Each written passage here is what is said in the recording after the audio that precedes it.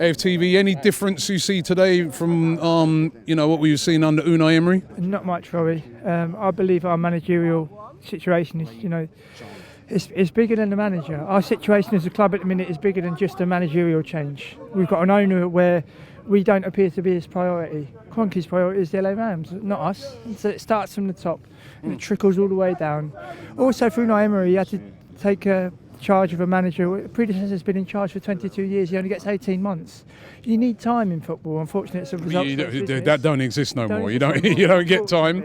You don't get time, and Freddie will obviously want to see if he could get the job on a full-time basis. Yeah. But what would you say he done with his audition today? I think he done okay. I think he picked a team where we were going to try to win the game, which is important. But our defence, as I said to you before, speaking to you many times from Amsterdam, we don't work as a collective. Our defence, did they even talk to one another? Did they even like one another? Defending is collective. I saw Chambers on the ball today. Every time he's gesturing with his hands, as in who am I going to play the ball to? We've got to work as a tight unit. You think of that famous back five we had. They all worked in unison. I know that's a long time ago, but the ethics for good defending was there. We've got to try to get that back.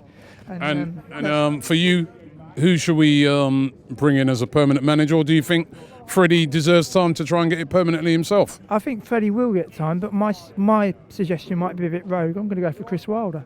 Do you know why? Chris Wilder, Sheffield United, all right. Do you know why? As you know, Rob, I interview professional players and managers on a regular basis, right?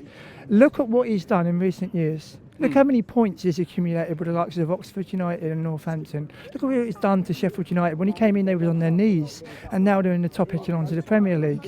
Speaking to the likes of Richard Stearman and Sam Deering, who played under him at Oxford, he's got fantastic motivational skills. And if you look at Sheffield United this season, what do? They work with great unison. They've got fantastic discipline, heart and desire. He has done brilliantly, but what about managing those sort of players and managing Mesut Ozil and your Lacazettes and Aubameyangs and people like that? It's two different things, isn't it? Possibly, but you look at the experience he's got. Our players, the likes of Ozil, Aubameyang, they are fantastic players. But I've also got to respect the manager. And if we can get back to being a difficult team to beat, and I was at Bramall Lane, you was at Bramall Lane back in October.